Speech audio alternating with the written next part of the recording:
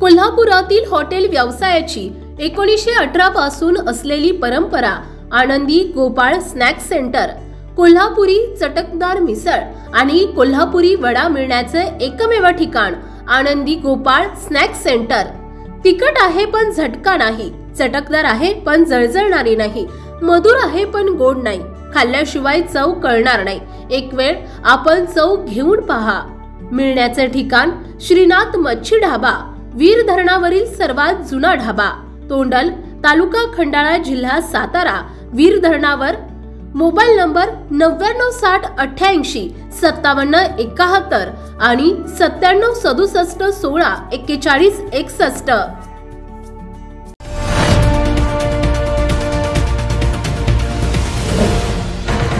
सावधान हिंदुस्तान न्यूज, ज्वलंत विचार, ज्वलंत आचार। मेहकर तालुक्यातील अनेक भागात पावसाने कहर केला होता। ढगफुटीचे वातावरण निर्माण झाले होते। ठिकठिकाणी संपर्क साधता आला नाही। काही ठिकाणी उभ्या पिकाची नासाडी झाली तर काही ठिकाणी हळदीचे उभे पीक खराडून गेले।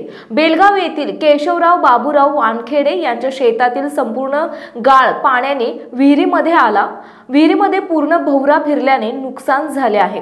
त्यामुळे मेहकर तालुक्यातील आमदार सिद्धार्थ खरात यांनी पाहणी करून शेतकऱ्यांना दिलासा दिला की संपूर्ण मेहकर तालुक्यातील शेतकऱ्यांची मी पाहणी केली असता खरोखरच आतोनात नुकसान झालं आहे, तरी मी याची दखल शासनापर्यंत पोहोचवतो। त्यामुळे महाराष्ट्रातील मुख्यमंत्री देवेंद्र फडणवीस यांची भेट घेऊन नुकसानग्रस्तांच्या मदतीसाठी 500 कोटींच्या पॅकेजची मागणी आमदार सिद्धार्थ खरात यांनी भेट घेतली। मेहकर तालुक्यातील 25 आणि 26 जून रोजी पावसाने झालेल्या ढगफुटीमुळे शेतकरी आणि सर्वसामान्य नागरिकांचे मोठ्या प्रमाणात नुकसान झाले। या पार्श्वभूमीवर शिवसेना आणि उभाटा गटाचे आमदार माननीय सिद्धार्थ खरात यांनी विधानसभा अधिवेशनात मुख्यमंत्री देवेंद्र फडणवीस यांची भेट घेऊन 500 ते 600 रुपयांचे विशेष पॅकेज जाहीर करण्याची मागणी केली। निवेदनात आमदार खरात यांनी म्हटलं आहे की मेहकर आणि लोणार या दोन्ही तालुक्यातील सरासरी 212 मिलीमीटर पावसाची नोंद झाली असून मेहकर तालुक्यातील काही भागांमध्ये हा पाऊस 200 ते 228 मिलीमीटर दरम्यान कोसळलाय। शासनाच्या नियमानुसार 65 मिलीमीटर पेक्षा पावसाला नैसर्गिक आपत्ती मानून मदत दिली जाते। त्यामुळे या भागात झालेला पाऊस त्याच्या अनेक पट अधिक असल्यामुळे परिस्थिती पूर्णतः बिघडली आहे। पावसाने नद्या आणि नाले भरून वाहत गेली होते।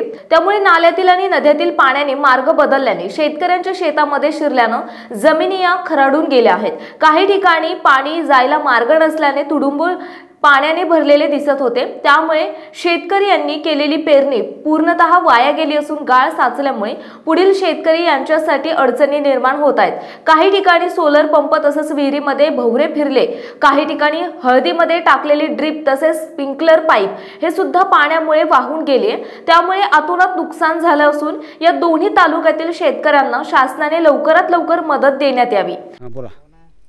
बेलगाव येथे झालेल्या अतिवृष्टीने आमच्या बेलगाव येथील केशवराव वानखेडे यांच्या शेतातली ही आपण विहीर पाहू शकता, पूर्णपणे आत गेलेली आहे आणि मोठ्या प्रमाणात नुकसान झालेलं आहे। वरच्या शेतातलं पाजून पूर्ण गाळ वाहून आलेला आहे। या शेतात पेरलेली सोयाबीन पूर्ण त्या गाळामुळे नुकसान झालेलं आहे। त्याचं याची नुकसान भरपाई मिळावी शासनाकडून मी अशी विनंती करतो की अधिकाऱ्यांनी येऊन यांचा पंचनामा करावा व नुकसान भरपाई देण्यात यावी यांना।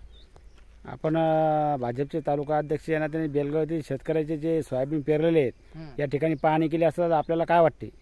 मोठ्या प्रमाणात शेतकऱ्यांचं नुकसान झालेलं असून शेतकऱ्यांना भरीव मदत माननीय मुख्यमंत्र्याच्या अंतर्गत देण्यात येईल अशी आम्हाला आशा वाटते।